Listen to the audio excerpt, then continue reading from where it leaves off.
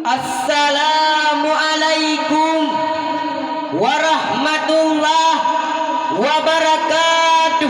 Waalaikumsalam warahmatullahi wabarakatuh.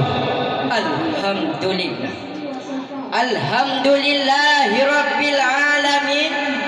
Wassalatu wassalamu ala asyrafil anbiya'i wal mursalin wa ala alihi wa sahbihi ajma'in. Amma ba'du.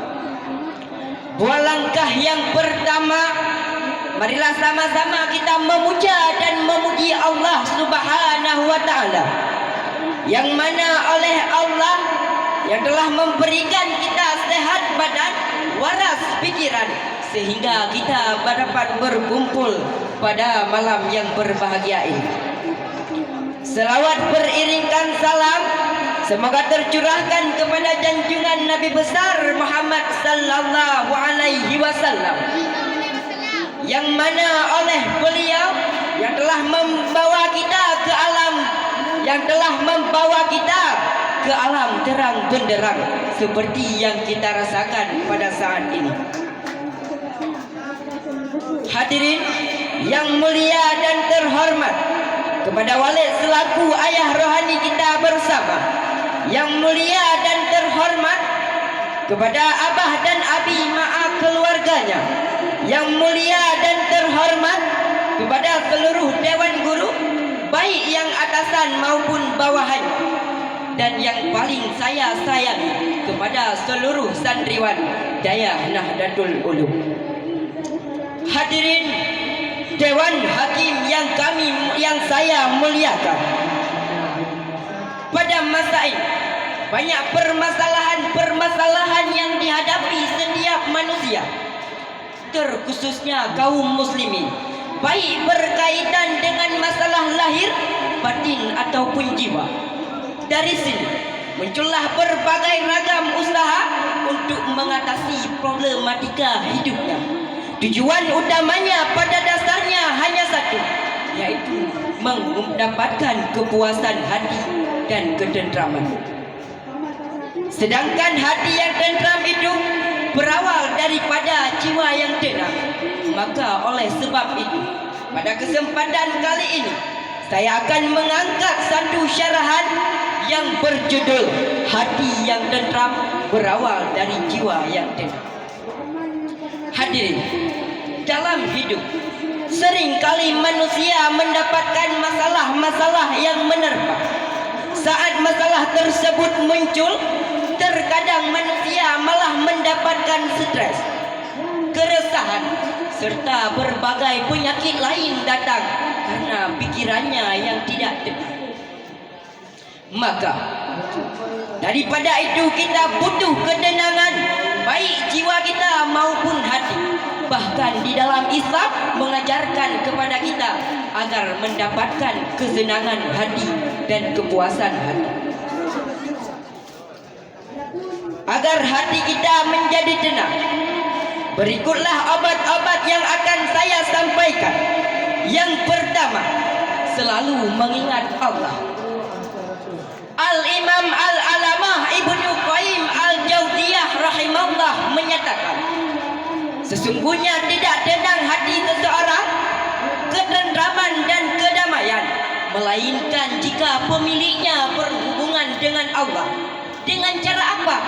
Yaitu dengan menaati perintahnya, bertakwa kepadanya, dan menaati perintah-perintahnya. Maka barang siapa yang dalam hidupnya kecintaan, ketergantungan dan takutnya kepada Allah, maka ia telah mendapatkan kesenangan selama-lamanya daripada Allah Subhanahu wa taala. Yang kedua, yaitu selalu berwuduk dan salat. Karena dengan berwuduk dan salat, pasti hati kita akan merasa ketenangan. Karena salat itu merupakan perintah daripada Allah.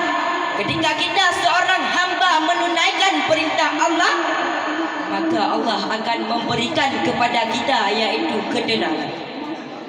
Sebagaimana Allah berfirman, "Wa may yattaqillaha yaj'al lahu min amrihi yusra." Barang siapa yang bertakwa kepada Allah, maka Allah akan memberikan kepadanya semua urusan akan menjadi mudah. Hadirin, yang ketiga yaitu selalu membaca Al-Quran.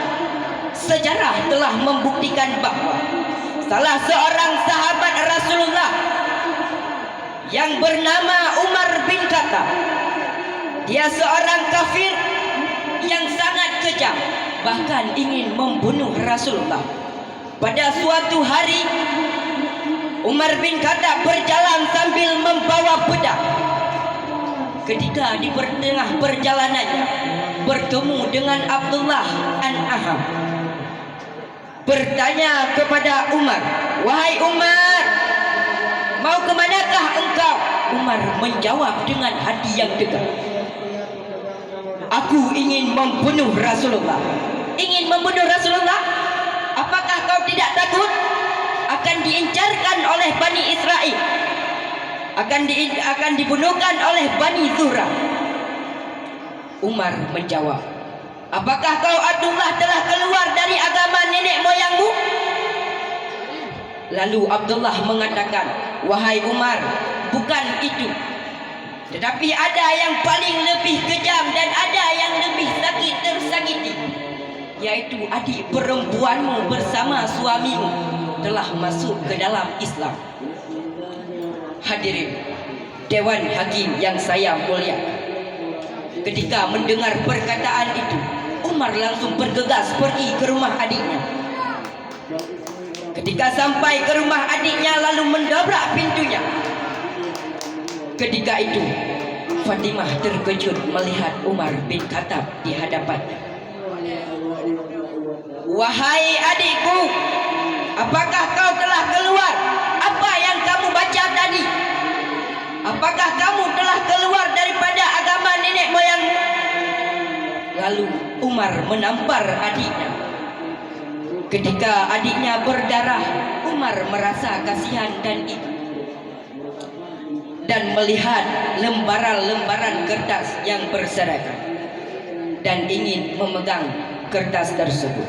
Ketika hendak memegang kertas tersebut, lalu Fatimah berdiri dengan hati yang sangat tersakiti, mengucapkan kepada Umar, "Wahai Umar, jangan kau pegangkan yaitu lembaran-lembaran tersebut, sedangkan kamu yaitu bernajis. Jika kamu ingin memegang lembaran tersebut, mandi dan wuduklah terlebih dahulu." Singkat cerita, setelah Umar membaca ayat Al-Quran, Umar menjadi hati yang sangat tenang dan pikiran yang terkendali, sehingga menanyakan kepada Fatimah, "Wahai Fatimah, di mana sekarang Rasulullah berada?" Fatimah tidak menjawab, lalu memaksa sehingga yaitu Fatimah memberitahunya. Singkat cerita, Al-Quran merupakan obat yang paling sangat kita cari, yaitu untuk mendapatkan kesenangan hati.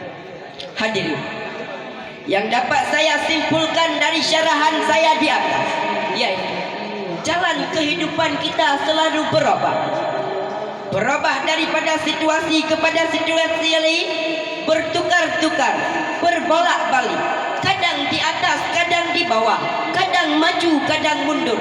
Tetapi yang seharusnya tidak berubah pada kita, yaitu hati yang selalu tenang. Sedangkan hati yang selalu tenang itu didapatkan jiwa yang tenang. Karena oleh sebab itu perlu yaitu kepada kita jiwa yang tenang dan hati yang tenang. Sebagaimana pepatah Aceh mengatakan bahwa ketenangan dan ketentraman hati itu merupakan senjata orang dahulu yang melawan musuh-musuh penjajah yang dapat berhasil dan berjaya.